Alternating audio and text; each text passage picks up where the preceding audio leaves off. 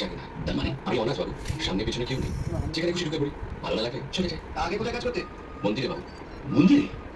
ও, তাহলে ওখানে গান শেখা হয়েছে, তাই না? হ্যাঁ হ্যাঁ, ওখানেই শিখেছি। 5 বছর মন্দিরে কাজ করেছি তো, ওখানে সবাই মিলে গান করতো। ওদের থেকে আমিও শিখে গেছি। হঠাৎ কাজ থেকে বার করে দিলে, এখান দিয়ে যাচ্ছিলাম, সবাই মিলে গান করছিল, ওদের থেকে আমিও গান গাইতে লাগলাম।